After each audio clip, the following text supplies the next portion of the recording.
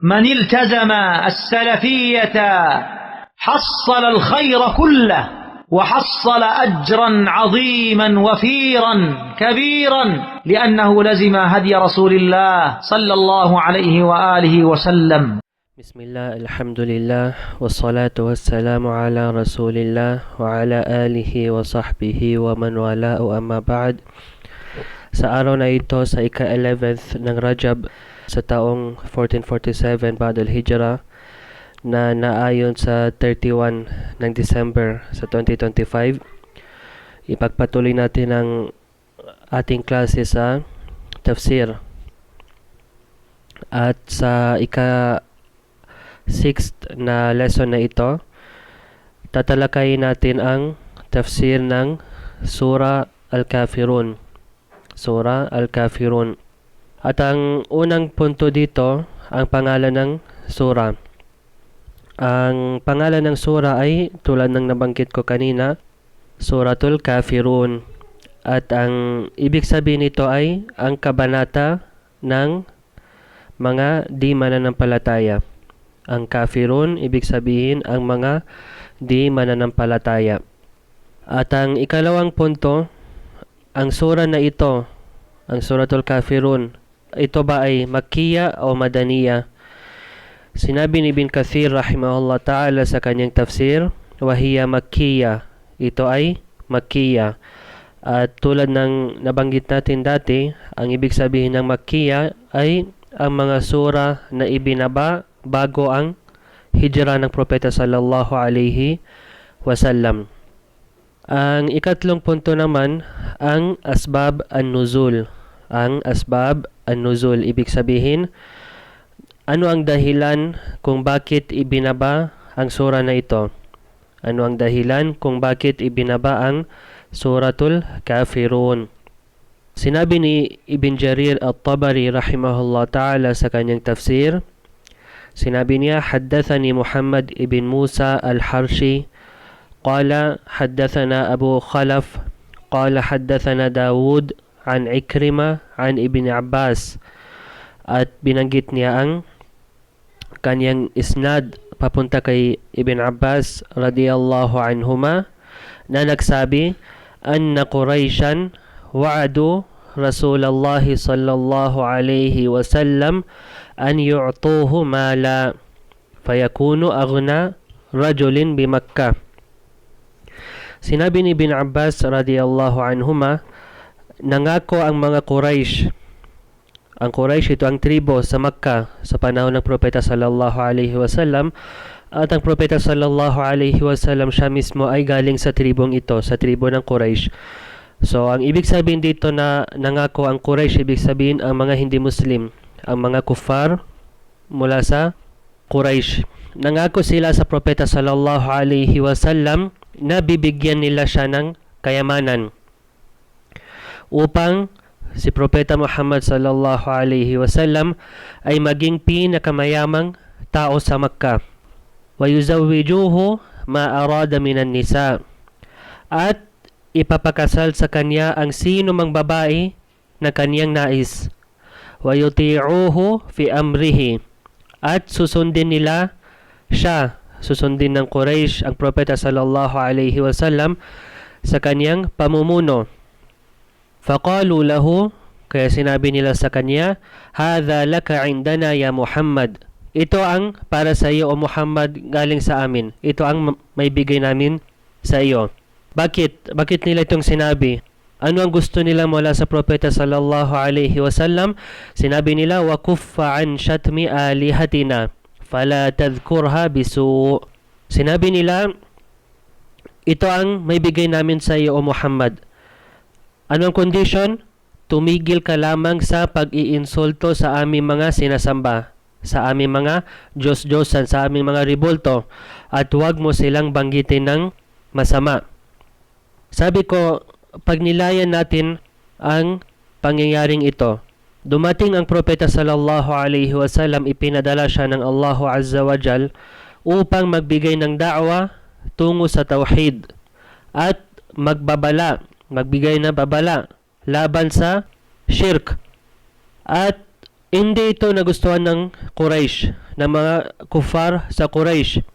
So ang ginawa ng Quraysh ay ginawa nila lahat upang patigilin ang kaniyang da'wa, upang patigilin ang da'wa ng ating propeta Muhammad sallallahu alaihi wasallam, hanggang sa umabot sa punto na inalok nila siya sa 3 bagay. Nag-offer sila sa kanya ng 3 bagay na itinuturing na pinakamalalaking pagsubok sa isang da'i, sa isang tao na nagbibigay ng da'wa sa landas ng Allah subhanahu wa ta'ala.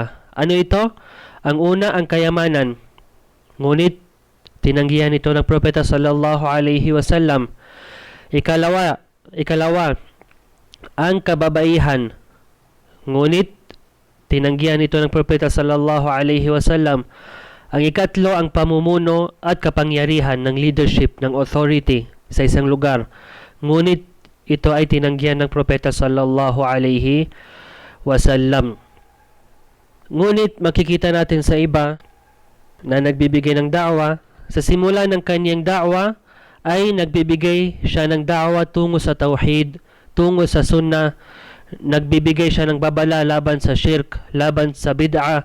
Subalit kapag bibigyan sila ng kayamanan o pera upang itigil nila ang kanilang da'wa, tinatanggap nila ang pera na ito, tinatanggap nila ang kayamanan na ito, at hindi na sila magsasalita ng katotohanan. Ang iba naman ay tumitigil dahil sa kababaihan. Sasabihin sa kanya, piliin mo sino man ang gusto mo mula sa mga magagandang kababaihan na gusto mong asawahin. At dahil dito, tinitigilan nila ang kanilang da'wa. O ang iba naman ay kapag nakakuha sila ng position, kahit anumang position na ito, na makamundong position na hinahangad nila, tinitigil nila ang kanilang da'wa, at ito ay mga palatandaan na sa simula pa lang hindi ikhlas ang kanilang intention.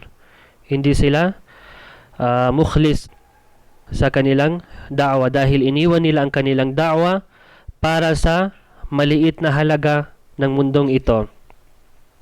Kaya kinakailangan sa isang da'i, sa isang tao na nagbibigay ng da'wa, na mag-ingat mula sa 3 fitna na ito. Ang fitna ng kayamanan, ang fitna ng kababaihan, at ang fitna ng pamumuno.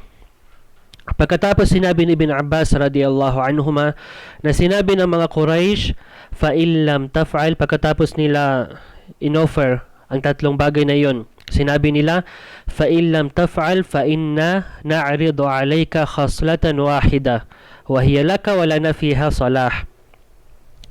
Kung ayaw mo tanggapin ang mga iyon, kung hindi mo tatanggapin ang mga iyon, ang 3 bagay na iyon, mag-aalok kami sa iyo ng isang bagay na kung saan may kabutihan, may maslaha para sa amin at para sa iyo. May kabutihan para sa amin at para sa iyo. Sinabi ng propeta sallallahu alaihi wasallam, mahiya, ano yun? Ano ang maslaha na yun? Anong kabutihan na yun?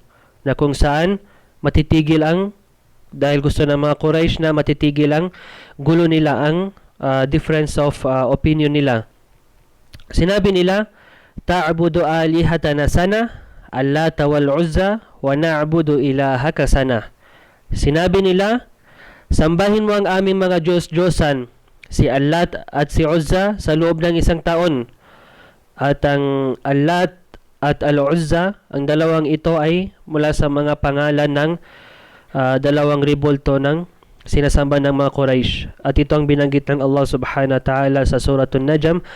At nakita ba ninyo ang Allat at ang Al-Uzza? So sinabi nila, sambahin mo ang aming mga Diyos-Diyosan, si Allat at si Uzza, sa loob ng 1 taon.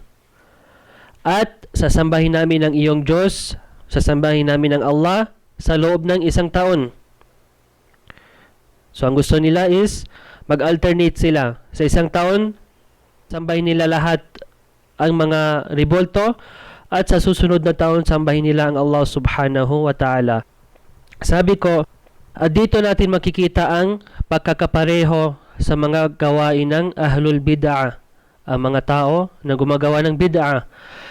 Kung hindi kanila makuha sa pamamagitan ng kayamanan, sa pamamagitan ng pamumuno, o sa pamamagitan ng kababaihan, sasabihin nila sa iyo, magbigay tayo ng da'wa ng sabay-sabay.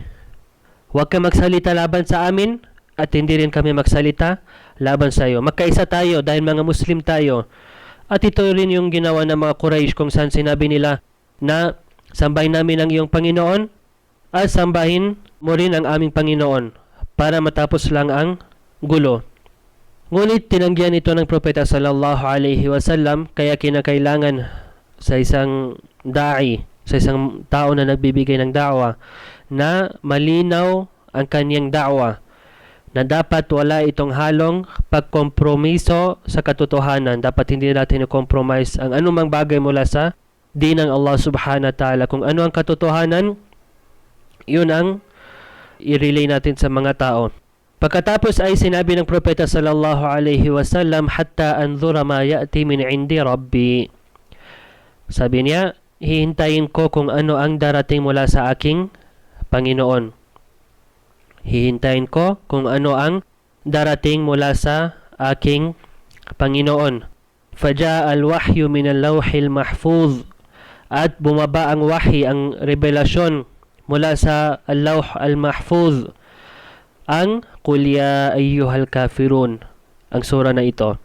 At gayon din, wa anzalallah, at ibinaba ng Allah, Qul afa ghayrallahi ta'muruni a'budu ayyuhal jahilun, ila qawlihi fa'bud wa kum minasyakirin.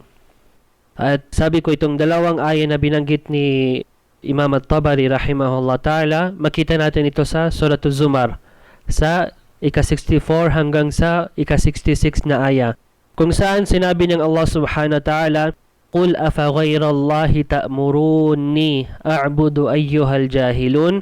Sabihin mo, inuutusan ba ninyo akong sumamba sa iba maliban sa Allah, o kayong mga mangmang? Walaqad uhiya ilayka wa ilal ladhina min qablik. At tunay na ibinaba at ipinahayag sa iyo at sa mga nauna sa iyo.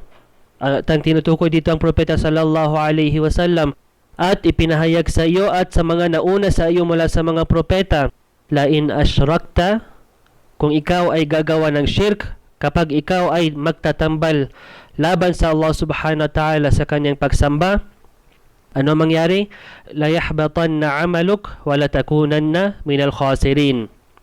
Magiging walang saysay ang iyong mga gawain at ikaw ay mapapabilang mula sa mga talunan.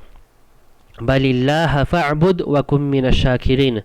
Kaya ang Allah lamang ang iyong sambahin, o Muhammad, at mapabilang ka sa mga syakirin, sa mga mapagpasalamat. Binaba dito ang Suratul Kafirun at ang tatlong aya na ito sa Suratul Zumar.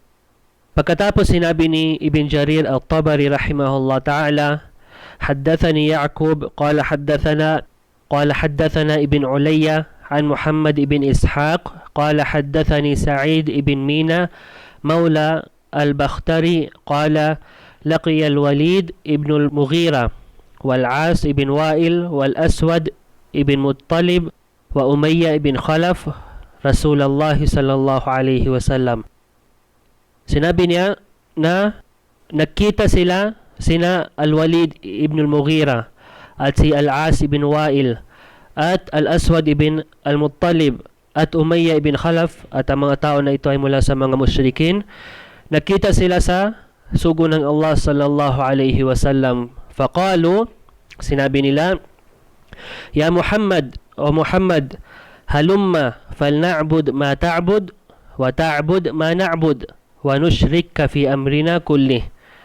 Sabi nila, O Muhammad, halika, sambahin namin ang iyong sinasamba, ibig sabihin ng Allah, at sasambahin mo ang aming sinasamba, at makikibahagi ka sa amin sa lahat ng aming mga gawain. فَإِنْ كَانَ الَّذِي جِئْتَ بِهِ خَيْرًا مِمَّا بِأَيْدِينَا كُنَّا قَدْ شَارَكْنَاكَ فِيهِ وَأَخَذْنَا بِحَظِّنَا مِنْهُ. Kung ang daladala mo, O Muhammad sallallahu alaihi wasallam, ay mas mainam, mas mabuti kaysa sa relihiyon namin, kaysa sa sinasamba namin, nakisali kami, nakibahagi na kami sa iyo dito at nakuha namin ang aming bahagi, nakuha namin ang kumbaga ang aming gantimpala mula dito dahil sinamba namin ang sinasamba mo. Wa in kana alladhi bi aydina khayran mimma fi yadayk kunta qad sharaktana fi amrina wa akhadhta minhu bihadhik. At kung ang nasa amin naman ay mas mainam, kung ang aming sinasamba ay mas mainam kaysa sa iyo, kaysa sa sinasamba mo, ikaw naman ay nakibahagi sa amin at makukuha mo ang iyong bahagi. Sabi ko sa madaling salita, parang sinasabi nila, kahit sino man ang nasa kamalian, hindi siya lugi. Bakit?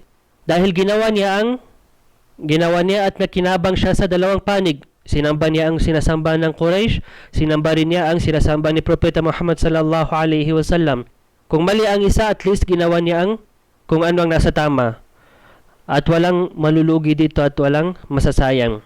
فَأَنْزَلَ اللَّهُ قُلْ يَا أَيُّهَا الْكَافِرُونَ حَتَّى إِنْ قَضَتِ السُّورَةِ Kaya ibinaba ng Allah ang kanyang salita, قُلْ يَا أَيُّهَا الْكَافِرُونَ hanggang sa katapusan ng sura na ito, hanggang sa katapusan ng kabanata na ito. At ang ikaapat na punto, ang mga fadail, mga kabutihan ng Suratul Kafirun. Ang una, ito ay katumbas ng sangkaapat na ng Quran. Ito ay katumbas ng 1/4 ng Quran. Mula kay Ibn Abbas radiyallahu anhuma na nagsabi, sinabi ng Propeta sallallahu alaihi wasallam, Qul ya ayyuhal kafirun ta'dilu rub'al Quran. Ang Qul ya ayyuhal kafirun, ito ay katumbas ng sangkapat o 1/4 ng Quran. At ang hadith na ito ay isinalaysay ni Imam at-Tirmidhi sa kanyang Jami' at sinabi ni Sheikh Al-Albani na ito ay hasan li ghairi. At sa Suratul Ikhlas, nakuha natin ang Suratul Ikhlas ay katumbas ng 1/3 ng Quran. At ang ikalawa, ito ay pagpapalaya mula sa shirk bago matulog. Mula kay Farwa ibn Nawfal na nagsabi na dumating siya sa Propeta sallallahu alaihi wasallam at sinabi niya, Ya Rasulullah, allimni shay'an aquluhu idha awaitu ila firashi. Qala, iqra qul ya ayyuhal kafirun fa innaha bara'atun minasyirk. Sinabi niya, Ya Rasulullah, o sugo ng Allah, turuan mo ako ng isang bagay na sasabihin ko kapag humiga ako sa aking higaan. Ibig sabihin, kapag matutulog na ako, anong sasabihin ko? Sinabi ng Propeta sallallahu alaihi wasallam na basahin mo ang Qul ya ayyuhal kafirun hanggang sa katapusan, sapagkat ito ay pagpapalaya mula sa shirk, mula sa pagtatambal sa Allah. At ang hadith na ito ay isinalaysay ni Abu Dawud at At-Tirmidhi at sinabi ni Sheikh Al-Albani na ito ay sahih. At ang ikatlong fadila, kabutihan ng sura na ito, ay binasa ito ng Propeta sallallahu alaihi wasallam sa unang rak'a ng sunnah ng Salatul Fajr at sa ikatlong rak'a ng witr. Binasa niya ito sa unang rak'a sa sunnah ng Salatul Fajr at sa ikatlong rak'a ng witr. Correction. At binasa ito ng Propeta sallallahu alaihi wasallam sa ikalawang rak'a ng Salatul Witr. Dahil sa ikatlong rak'a, binasa niya ang Suratul Kafirun.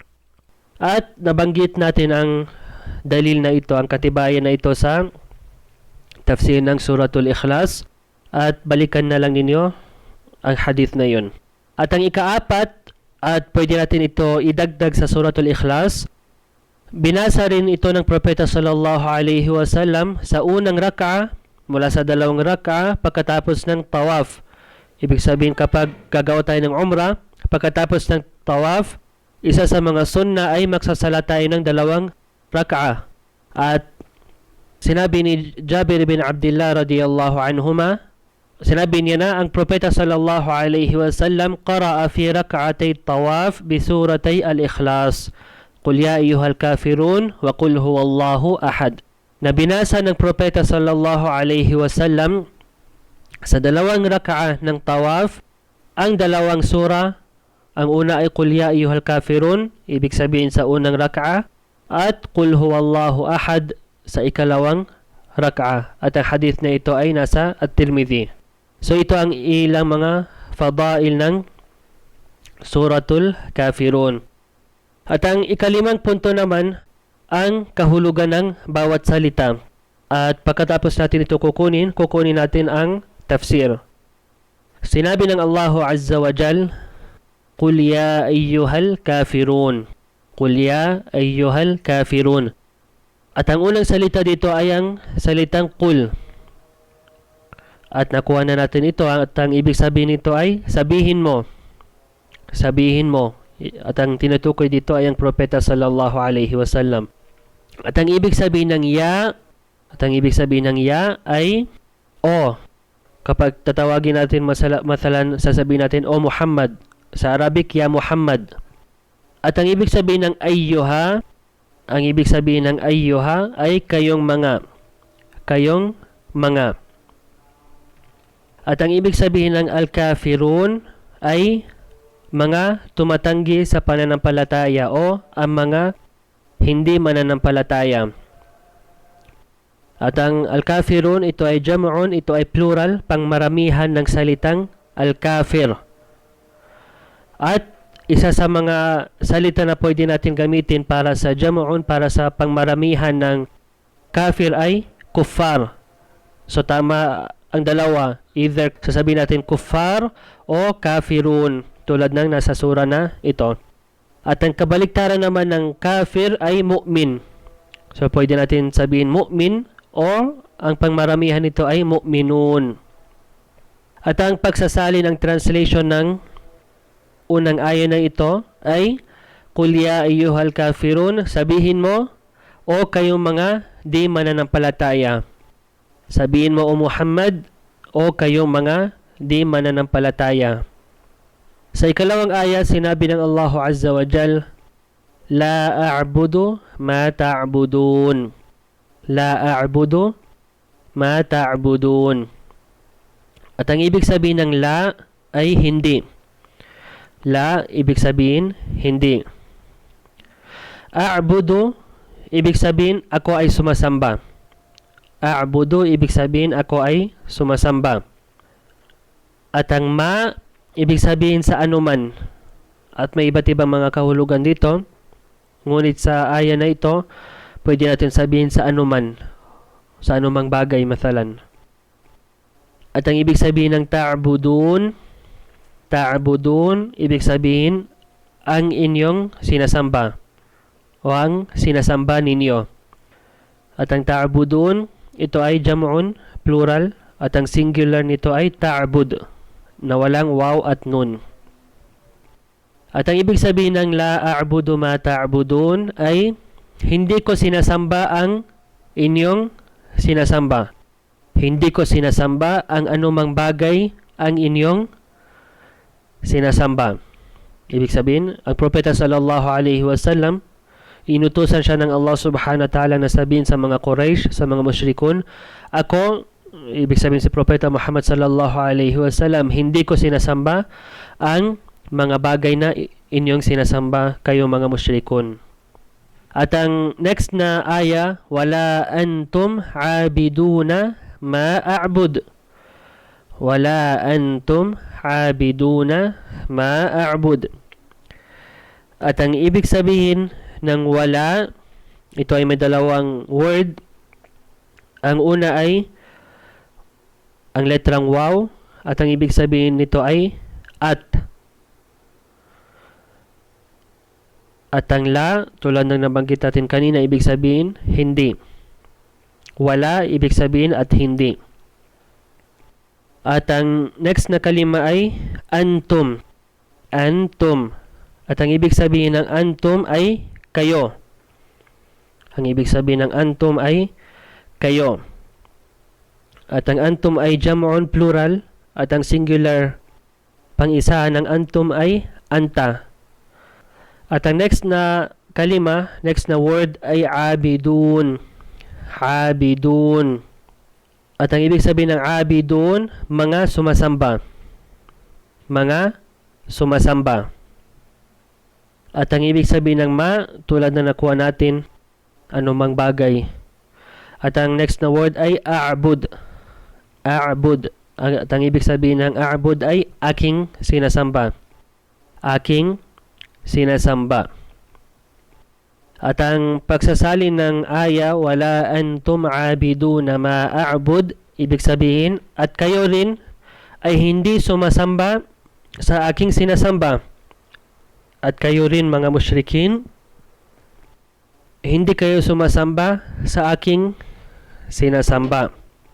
At ang susunod na aya ay wala ana abidum ma abadtum. Wala ana abidum ma abadtum. At ang ibig sabihin ng wala ay at hindi. At hindi. At ang next na word ay ana. Ana, ibig sabihin ako. At ang next na word ay abidun. Abidun, ibig sabihin sasamba o sumasamba. At ito ay mufrad, pang-isahan ng kalima ng salita na kuha natin kanina, abidun, na may waw at nun. Ang abidun na walang waw at nun, ito ay pang-isahan. Ibig sabihin, sumasamba. At ang next na word ay ma, at nakuha na natin ito. At ang next na word ay abadtum. Abadtum. At ang ibig sabihin ng abadtum ay inyong sinasamba. Inyong sinasamba. At ang pagsasali ng aya na ito ay ang aya na wala ana abidun ma abadtum ay at ako ay hindi sasamba sa inyong sinasamba. At ako ay hindi sasamba sa inyong sinasamba. At ang susunod na aya ay wala antum abiduna ma a'bud, at nakuha natin ito kanina at hindi natin ito ulitin. At ang susunod na aya ay lakum dinukum waliyadin. Lakum dinukum waliyadin. At ang ibig sabihin ng lakum ay para sa inyo. Lakum, ibig sabihin para sa inyo. At ang ibig sabihin ng dinukum, ibig sabihin ang inyong relihiyon. Ang inyong relihiyon. O ang inyong pananampalataya. At ang susunod na kalima ay waliya. Wa-liya. At ang wa, ito, ibig sabihin ito ay at, or sa English, and. Liya, ibig sabihin para sa akin. At ito ay tulad ng lakum, kanina. Ang lakum, ibig sabihin para sa inyo. Liya, ibig sabihin para sa akin. At ang susunod na salita ay din. Din. At ang ibig sabihin ng din ay relihiyon. Ang relihiyon. Ang pagsasali ng translation ng aya na ito, lakum dinukum waliyadin, ay para sa inyo ang inyong relihiyon at para sa akin ang aking relihiyon. Para sa inyo, kayong mga musyrikin, para sa inyo ang inyong relihiyon at para sa akin ang aking relihiyon. Ibig sabihin, hindi ko sasambahin ang sinasamba ninyo mula sa mga rebolto. So ito ang ika-5 punto, ang kahulugan ng bawat salita. At ang ika-6 naman, ika-6 na punto ay ang tafsir. Ang kahulugan nito mula sa kitab na At-Tafsir Al-Muyassar, at ito ay isa sa mga tafasir na maikli masyado, madali maintindihan, at tulad ng nabanggit natin sa unang dars, sa unang klase ay huminga ko ng payo mula kay Sheikh Adil Ar-Ruhaili hafizahullah ta'ala, isa sa mga masyayikh sa Madina, kung anong magandang gamitin para sa mga awam, para sa pagtuturo ng tafsir sa mga awam. Ito ang binanggit niya, at Tafsir Al-Muyassar. So dito, sa unang aya, sa Qul ya ayyuhal kafirun, sinabi sa tafsir, Qul ayyuhar rasul, lilladhina kafaru billahi wa rasulihi, ya ayyuhal kafiruna billah. Sabihin mo, o sugo, sa mga tumanggi, sa mga hindi naniniwala sa Allah at sa kanyang sugo, ya ayyuhal kafirun billah, o kayong mga hindi mananampalataya, o kayong mga hindi naniniwala sa Allah. Sabihin mo, o sugo, sa mga tumanggi na maniwala sa Allah at sa kanyang sugo, ya ayyuhal kafirun billah, o kayong mga hindi mananampalataya sa Allah. At ang ikalawang aya, la a'budu ma ta'budun. La a'budu ma ta'buduna min al-asnami wal alihati az-zaifa. Hindi ko sinasamba ang inyong mga sinasamba mula sa mga ribulto at mga huwad na Diyos-Diyosan. Hindi ko sinasamba ang inyong mga sinasamba mula sa mga ribulto at mga huwad hindi totoo na mga Diyos-Diyosan. At ang ikatlong aya, wala antum abiduna ma a'bud min ilahin wahid. Wala antum abiduna ma a'bud min ilahin wahid. At hindi rin ninyo sinasamba ang aking sinasamba, ang huwallahu rabbul alamin al-mustahiqqu wahdahu lil ibada. Ang nag-iisang Diyos, siya ang Allah, ang Panginoon ng mga alamin. Ang Panginoon ng mga alamin, ibig sabihin lahat ng mga nilikha ng Allah, ang tanging karapat-dapat sambahin. Wala antum abiduna ma a'bud min ilahin wahid huwallahu rabbul alamin al-mustahiq wahdahu lil ibada.